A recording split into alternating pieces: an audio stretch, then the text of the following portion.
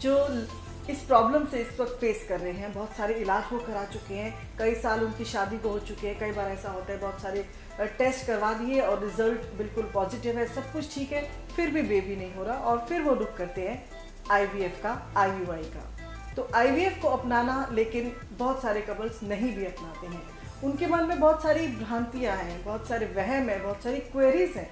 Health issues आपके हैं, आपको दूर करना है, आपको अपनी केयर करनी है। हम यही आप चाहते हैं इस YouTube चैनल के जरिए आप सीखें अपनी केयर करना, आप जाने अपने आप को, आपकी हेल्थ प्रॉब्लम से तो आपको ही दूर करनी है।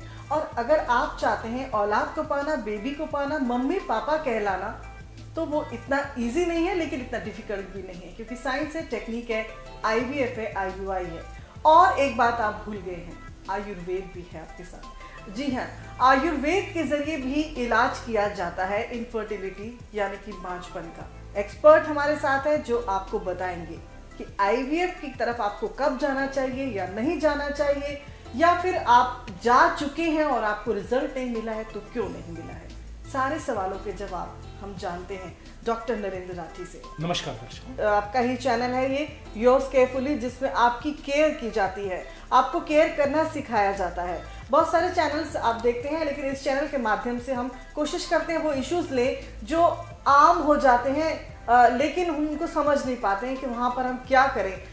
IVF की बात करें तो आप कहेंगे कि हम तो अभी तक IVF तक नहीं गए, बहुत सारी प्रॉब्लम है, इशू है, वही सारी हम डिस्कस करना चाह रहे हैं। आप चैनल को लाइक कीजिए, सब्सक्राइब जरूर कीजिए और शेयर करना ना भूलें, क्योंकि नॉलेज जितनी शेयर होगी उतना अच्छा है। और आज तो हम बात करें, देखिए IVF का इलाज आयुर्वेद से होता है।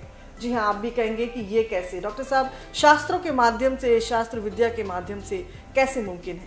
देखिए बुक्स में पहले से ही है, कई हजार साल पहले से है, और चरक संहिता हमारी सबसे पुरानी बुक है और उसमें लिखा हुआ है। उसमें हर बीमारी के बारे में अलग अलग डिस्कशन है और एक पार्ट उसमें दिया हुआ है कि उसके रोगी के लक्षण कैसे होंगे और इसके साथ साथ में उसका खान पीन कैसा होगा, तो इसके बारे में चर्चा है। और दूसरी जो चर्चा है उसमें क्या क्या औषधि दी जाए, तो इसके बारे में उन्होंने विस्तार से 2 बहुत बड़ी बड़ी बुक हैं जिनमें लिखा हुआ है। तो उसी खंड में ये आता है कि संतान प्राप्ति कैसे हो। आचार्य चरक ने कई हजार साल पहले देखिए लिखा है। सबसे पहले उन्होंने रसायन खंड लिखा है। रसायन खंड का मतलब हुआ कि आदमी जवान दिखे, जवान रहे, बीमारी ना हो उसे कम से कम।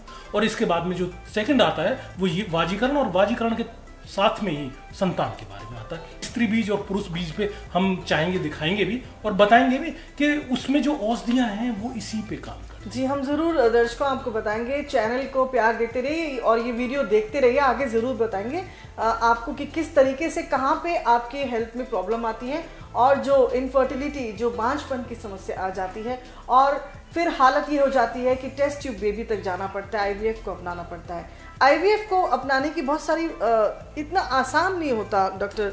बहुत सारे लोगों की ये प्रॉब्लम रहती है कि IVF को कब अपनाया जाए, कब तक रुके। देखिए 2 साल तो जैसे मैंने बताया कि भाई 2 साल तो आप रुकिए, शादी के बाद 2 साल तक, और अपनी टेस्ट कराइए और टेस्ट के बाद में आप देखिए कि दिक्कत कहाँ पर है। और जैसे आप कुछ योगा करें, कुछ आयुर्वेद का सेवन करें। आयुर्वेद का जैसे मैंने बताया तीसरा खंड, मतलब जो उसमें दवाई दी हुई है उनको आप जरूर लीजिए। और छोटे छोटे से उपाय हैं, शतावरी का उपयोग करें, साथ साथ में अशोका रिस्ट वगैरह हम लोग देते हैं, 10 मूला रिस्ट है, बहुत छोटी छोटी चीज़ें हैं। यदि उनका आप प्रयोग करें, अपनी लाइनिंग को ठीक करें, आप अपनी एग की क्वालिटी को ठीक करें, और 3 महीने, आज अभी कुछ उसमें क्या नाम है, समाचार पत्र में भी आया था कि यदि हम लोग उससे पहले कुछ तैयारी कर लेते हैं और जिनको उनकी लिपिड्स, माइक्रो न्यूट्रिएंट्स कहते हैं, यदि उनको हम देते हैं तो निश्चित ही संतान अच्छी होती है, बार बार गर्भपात वाली समस्या नहीं आती है और बच्चा भी अलग ही होता है। जी, तो IVF को अपना ले कि इसकी गारंटी है कि बच्चा हो जाएगा? 40%, 100 में से 40% को ही IVF से बच्चा होता है। नहीं तो ये 100% किसी डॉक्टर के पास ना सोच के जाएं कि वो बच्चा होगा। उसकी प्रक्रिया फिर कई तरीके की अलग है। स्पर्म की क्वालिटी देखना जरूरी है, अंडे की क्वालिटी देखना जरूरी है, इंडोमेट्रियम लाइनिंग देखना जरूरी है। ये 3-4 चीजें यदि आप ध्यान दीजिएगा तो आपको ये पता चल जाएगा मुझे सफलता कितनी।